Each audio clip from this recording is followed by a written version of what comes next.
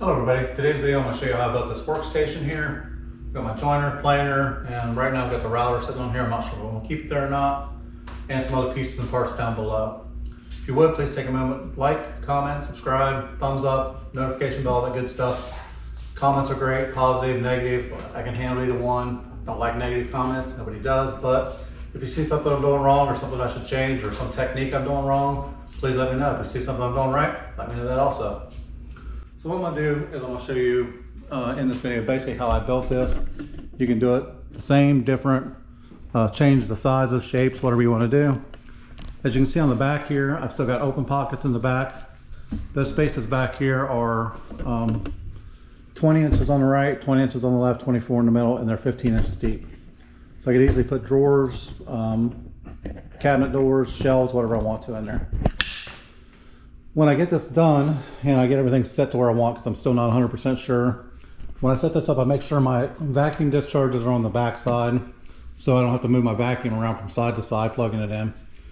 And once I get these in place, I'll drill some holes down through here, drop my cords down through, and I'll end up mounting a receptacle up underneath it here. So I'll do the same thing I did over here. Again, the video didn't turn out well, but if you see up in here, I basically mounted a receptacle. All my devices were dropped down through and plugged into here. I haven't plugged it back in yet because, again, I took the planer and stuff off of here, put it onto here, but you get the idea. So basically when I get the workstation done, roll the workstation where you want, plug it in, you've got power to all your devices. All right, so if you don't like the idea of making your own receptacle in the wall, or if you're not comfortable with electric, you can get extension cords with multiple ports on them. You can actually buy just this pigtail here. I bought this the other day at Lowe's. I plan on cutting the end off of it just like I did over there. I'll buy a male end and put it on here and make a pigtail out of this, but they were out of regular 12 foot or 25 foot extension cords and 12 gauge wire. When you wire this, make sure you do a 12 gauge wire. Do not get a 16 or 14 gauge extension cord because they're cheaper. Not the same thing, 12 gauge wire. And for the most part, the reason I built this whole thing in the first place was for this. When you're done at the end of the day,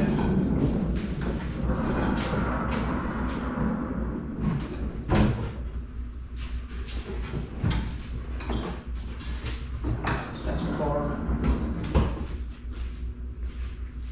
And now you've got your garage back. Workstation's in place. Garage floor is open. You can put your car in here, vehicle in here, or you can start on another project. So the first thing I did was sketch this out on a piece of paper like 4 times before I got the way I wanted it. Figured out what my best plan of attack was. Once I got that down, I did my basic measurements of what sizes of the planks I needed to make, or what size shelves I need to make, and then just kind of separated them out. This looks like a lot of paper, or looks like a lot of work, but it didn't take very long to actually doodle these out. As you can see, I didn't take a straight edge or anything. I just scratched it out on paper. But that way I could look back and visually see what I was thinking of and make sure I didn't make any weird mistakes.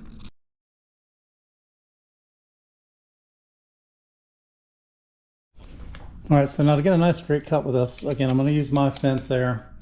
I'm going to clamp it in place to the board. I'm taking my skill saw and I'm measuring the blade. I already know what this is, but to figure this out, take your skill saw and measure it to the outside edge of your guide here. Mine's 1.5 inches. So what I'm going to do is I'm going to take this and I'm going to measure in 1.5 inches, or I'm actually going to subtract, so it'll be 65.5. And then I'm going to clamp this down on both sides 1.5 inches off my line. So both sides across will be 1.5 inches. I'm just putting it in there for now so you can see. And then I can run my skill saw right across there, get a nice straight cut on the end of it. One last thing, just remember when you set that up, my 1.5 inches is to the outside edge of my line. So that's my long piece of the board.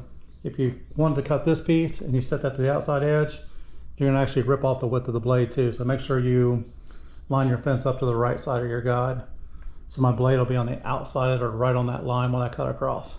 Another way you can make this quicker is if you measure your 1.5 inches on this side, I'm going to still measure both sides. You could take your square, line the square up, and you could bump that to where it's pretty close across. We'll double check.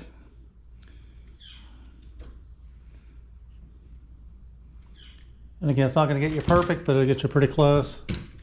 And I'm just going to clamp that in place so it doesn't move on me. Go to the other side, check it.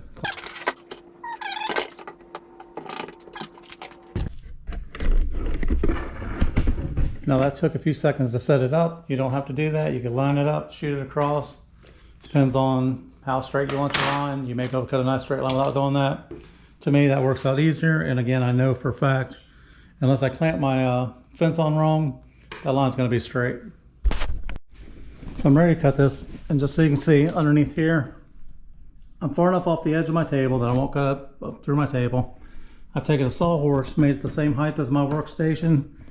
So I've got it nice and level, and I've got it pretty much in the center of my cutoff piece. Now this is not to catch the board completely, but this will help me from trying to hold it up, lift on the board, and maybe creating a bind in the saw as I'm going across there. So this is going to basically catch my piece of wood. I'm still going to have to balance it a little bit, but it should sit pretty much right in place when I get done cutting.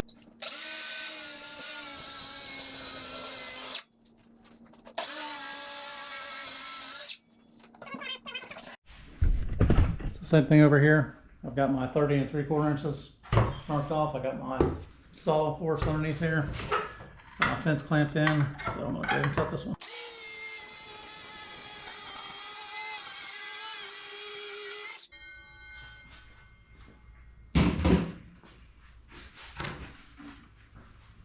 I'm not gonna watch me cut every single piece of board, but basically I'm gonna make 2 of these. I'm gonna cut them. We'll come back to the camera.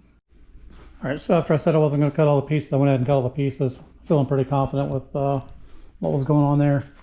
So I've got my bottom, I've got my right divider, my right side, my right top.